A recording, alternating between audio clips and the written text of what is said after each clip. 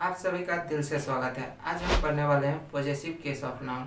Noun यदि singular हो और उस नाउन से किसी व्यक्ति या पशु का बोध हो तब उसे पॉजेसिव केस का रूप देने के लिए एपोस्ट्रोफी एस प्रयोग करना है, ठीक है। बट नाउन यदि प्लूरल हो और उस नाउन के अंत में एस लगा हो और उस नाउन से किसी व्यक्ति या पशु का बोध हो तब उसे पॉजेसिव केस का रूप देने के लिए केवल एपोस्ट्रोफी प्रयोग करना है। बट यदि नाउन प्लूरल हो और उस नाउन से किसी व्यक्ति या पशु का बोध हो बट उस नाउन के अंत में एस नहीं लगा हो तो उसे आप पॉजेसिव केस का रूप देने के लिए एपोस्ट्रोफी एस का प्रयोग कर सकते हैं। मनुष्य और पशु को छोड़कर अन्य जितने भी नाउन हैं उन्हें पॉजेसिव केस का रूप देने के लिए प्रायः एपोस्ट्रोफी एस प्रयोग नहीं किया जाता है बल्कि ऑफ प्रयोग किया जाता है। आपको एक चीज़ ध्यान रखना होगा, जिस नाउन के बाद ऑफ प्रयोग हुआ है, ठीक है, उस नाउन के ठीक पहले द का प्रयोग करना अनिवार्य है। एक चीज़ और आप समझ लो, नाउन के रूप में चाहे कोई मनुष्य हो या फिर कोई पशु हो, उसे जब आप पॉजेसिव केस का रूप देते हैं तो आप दोनों तरीका से दे सकते हैं। पहला, एपोस्ट्रोफी एस लगाकर भी आप पॉजेसिव केस का रूप दे सकते हैं। दूसरा, ऑफ का प्रयोग करके भी आप उसे पॉजेसिव केस का रूप दे सकते हैं। आज मैं आप लोगों के लिए Oxford current English translation exercise 53 solve करूंगा। आई थिंक ये क्लास आप लोगों के लिए हेल्पफुल रहेगा। यदि आप इसी तरह के यूजफुल वीडियोस रेगुलर देखना चाहते हैं तो हमारे चैनल को भी सब्सक्राइब कर लें। यदि आप इसका प्रीवियस एक्सरसाइज देखना चाहते हैं या फिर इससे रिलेटेड बुक्स के और वीडियोस देखना चाहते हैं तो आपको अगर प्लेलिस्ट चेक कर लेना चाहिए। प्लेलिस्ट का लिंक आपको नीचे डिस्क्रिप्शन में मिल जाएगा, वहाँ से आप देख सकते हैं। तो बने रहिए हमारे साथ, पेशेंस के साथ आपको कंप्लीट वीडियो देखना है तभी आप बेहतर समझ पाएंगे।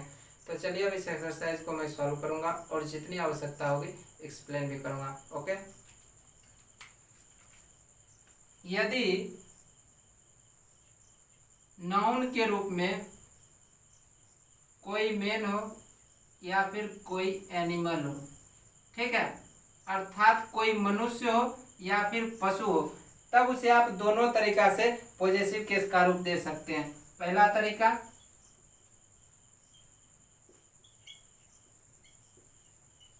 एपोस्ट्रोफी एस लगाकर, ठीक है,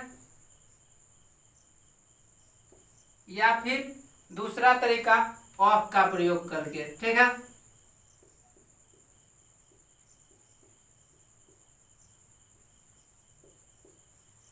और अन्य जो भी नाउन होगा, ठीक है,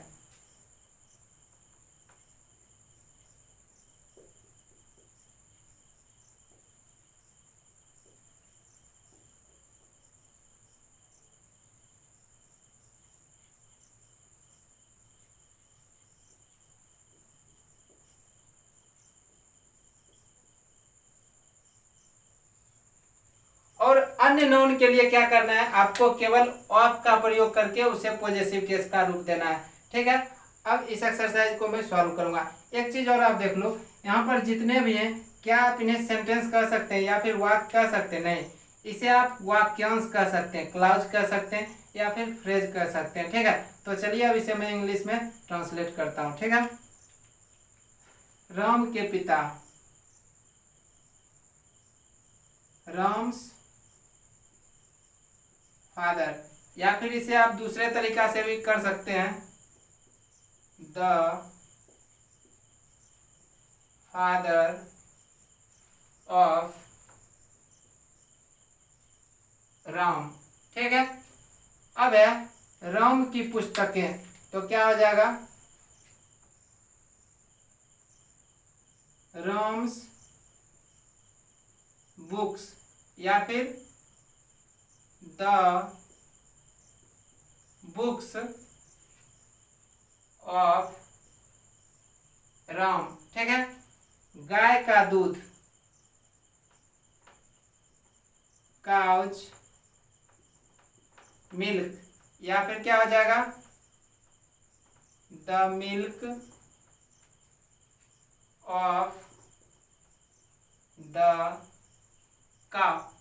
काउ देखो सिंगुलर काउंटेबल नाउन है इसलिए इसके पहले मैंने द लगाया, ठीक है।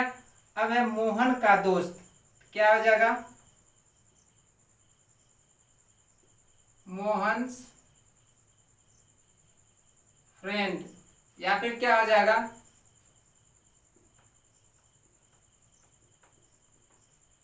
द फ्रेंड ऑफ मोहन, ठीक है। मोहन का दोस्त, मोहन्स फ्रेंड, या फिर द फ्रेंड ऑफ मोहन, ठीक है। अब है श्याम का गांव, तो क्या आ जाएगा, श्याम्स विलेज, या फिर क्या आ जाएगा, द विलेज ऑफ श्याम। ठीक है, अब है श्याम की बहनें, तो क्या आ जाएगा, श्याम्स सिस्टर्स। ठीक है, या फिर क्या आ जाएगा, द सिस्टर्स ऑफ श्याम। एक चीज मैंने आपको शुरू में बताया था, अभी बताता हूं फिर से, कि मैंने आपको बोला था कि जिस नाउन के बाद ऑफ प्रयोग होगा उस नाउन के ठीक पहले द प्रयोग होगा। देखो विलेज के बाद ऑफ है तो विलेज के ठीक पहले द प्रयोग किया, फ्रेंड के बाद ऑफ है तो फ्रेंड के ठीक पहले द प्रयोग किया गया, मिल्क के बाद ऑफ है तो मिल्क के ठीक पहले द प्रयोग किया गया, बुक्स के बाद ऑफ है तो बुक्स के ठीक पहले द प्रयोग किया गया, फादर के बाद ऑफ है तो फादर के ठीक पहले द प्रयोग किया गया। ठीक है, ये अनिवार्य है, आपको करना पड़ेगा। ठीक है, अब है विद्यार्थियों की मांग, तो क्या आ जाएगा, द स्टूडेंट्स डिमांड। एक चीज मैं अभी क्लियर कर देता हूं, फिर इसके बाद आगे बढ़ेंगे। अब आप बोलोगे कि स्टूडेंट्स, ठीक है, ये तो प्लूरल काउंटेबल नाउन है, फिर आपने द क्यों लगाया, यहाँ पर द लगाने का रीजन है, देखो जैसे कि है विद्यार्थियों की मांग, ठीक है, या फिर बच्चों की संख्या, बैलों की संख्या, और एक और सेंटेंस है औरतों का स्वभाव। किंतु इन चारों सेंटेंस में यहाँ पर ये तीन सेंटेंस एक जैसा है, ठीक है, किंतु ये डिफरेंट है। रीजन बताता हूँ, देखो विद्यार्थियों की मांग कहने से आपको क्या पता चलता है कि दुनिया में जितने भी छात्र हैं क्या उन सभी के विषय में कहा जा रहा, नहीं, किसी पार्टिकुलर किसी विशेष विद्यार्थियों के डिमांड के विषय में यहाँ पर चर्चा हो रहा है। ठीक है, बच्चों की संख्या या बैलों की संख्या, इससे क्या पता चलता है, किसी पार्टिकुलर किसी विशेष बच्चे या फिर बैलों की संख्या का यहाँ पर जिक्र हो रहा है, तो निश्चितता का बोध कराने के लिए यहाँ पर द स्टूडेंट्स या फिर द चिल्ड्रेन या फिर द ऑक्शन होगा।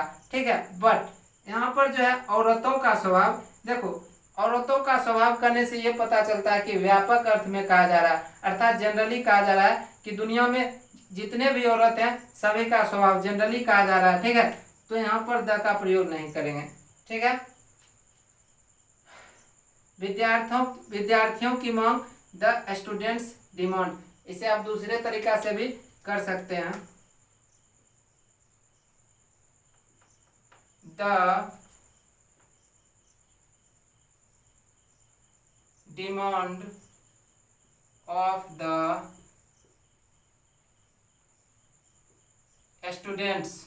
ठीक है, विद्यार्थियों की मांग, द स्टूडेंट्स डिमांड या फिर the demand of the students. एक चीज और, शुरू में मैंने आपको बताया था कि नाउन यदि प्लूरल हो, ठीक है, और उस नाउन से किसी व्यक्ति या पशु का बोध हो और उस नाउन के अंत में यदि एस लगा हो, ठीक है, तब उसे पॉजेसिव केस का रूप देने के लिए केवल एपोस्ट्रोफी प्रयोग करते हैं। देखो यहाँ पर मैंने केवल एपोस्ट्रोफी प्रयोग किया। ठीक है, अब है बच्चों की संख्या, तो क्या आ जाएगा, द चिल्ड्रेन्स। एक चीज आप देखो, चिल्ड्रेन भी प्लूरल है, बट देखो इसके अंत में एस नहीं लगा हुआ है। ठीक है, तब इसे पॉजेसिव केस का रूप देने के लिए मैंने क्या किया, एपोस्ट्रोफी एस प्रयोग किया। ठीक है, बच्चों की संख्या, द चिल्ड्रेन्स नंबर, या फिर हो जाएगा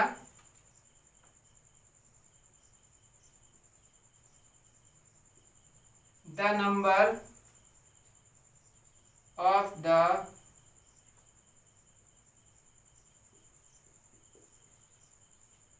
चिल्ड्रेन। ठीक है, बच्चों की संख्या, द चिल्ड्रेन्स नंबर या फिर the number of the children. अब है बैलों की संख्या, तो क्या हो जाएगा, द ऑक्सेंस नंबर। यहाँ पर भी सेम थिंग है, नाउन प्लूरल है बट अंत में एस नहीं लगा हुआ है तो मैंने एपोस्ट्रोफी एस प्रयोग किया। ठीक है, इसे आप दूसरे तरीका से बना सकते हैं,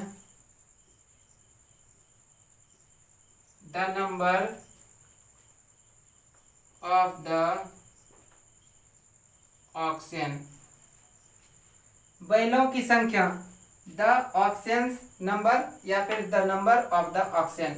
अब है औरतों का स्वभाव, तो क्या हो जाएगा, women's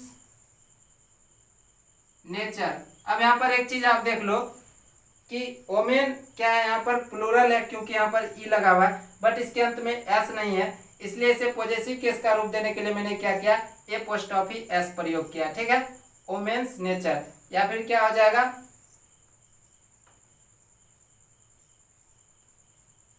the nature of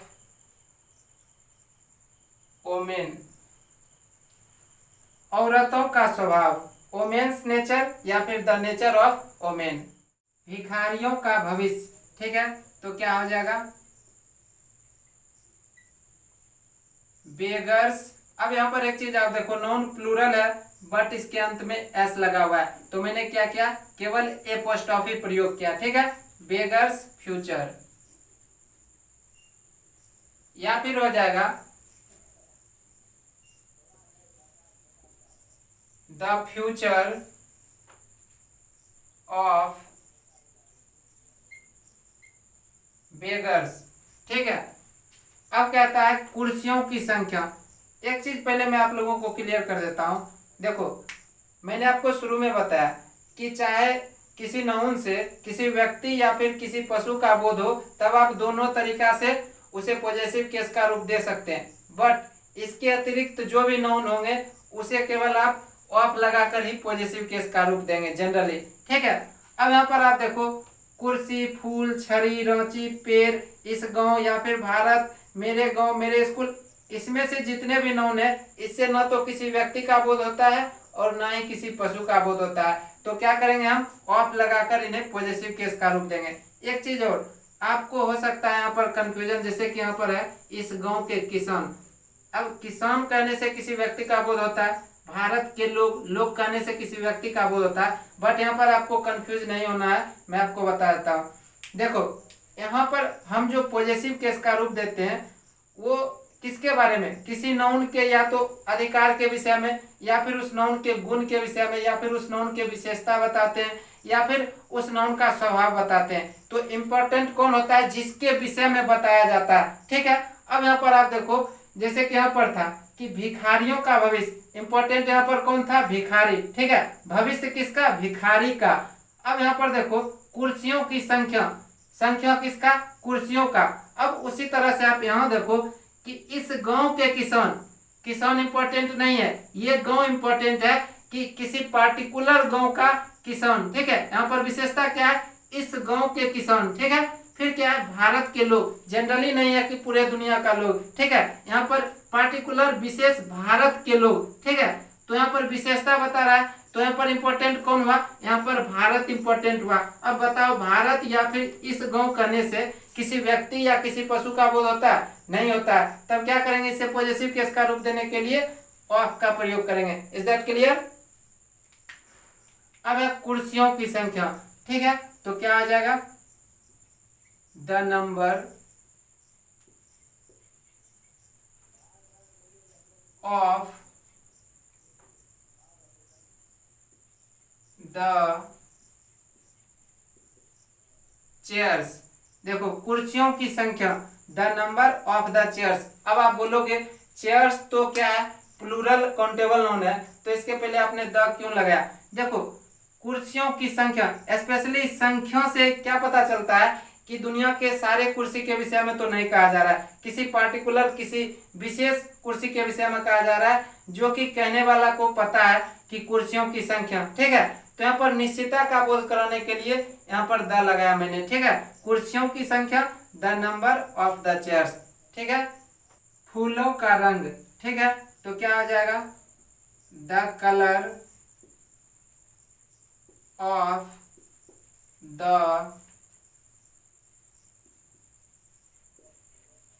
flowers. देखो यहाँ पर फूलों का रंग, इससे देखो जहाँ पर संख्या या फिर रंग लगा हुआ रहता है, ठीक है, या फिर जैसे कि देखो यहाँ पर है पेड़ों की डालियां, इन तीनों वाक्यांश में एक चीज तो स्पष्ट है कि किसी पार्टिकुलर किसी विशेष का जिक्र है, ठीक है, इसलिए यहाँ पर द का प्रयोग होगा निश्चितता का बोध कराने के लिए, ठीक है। फूलों का रंग, the colour of the flowers. छड़ी की लंबाई, तो क्या हो जाएगा, the length of the stick. अब देखो स्टिक सिंगुलर काउंटेबल नाउन है, तो इसके पहले द का प्रयोग तो जनरली होता है, ठीक है। रांची की जलवायु, द क्लाइमेट ऑफ रांची, ठीक है। पेड़ों की डालियां, एक चीज देखो, रांची क्या है, प्रॉपर नाउन है, ठीक है, तो जनरली प्रॉपर या फिर अनकाउंटेबल नाउन के पहले द प्रयोग नहीं करते हैं, ठीक है। रांची की जलवायु, द क्लाइमेट ऑफ रांची। अब है पेड़ों की डालियां, तो क्या हो जाएगा, the branches of the trees, ठीक है।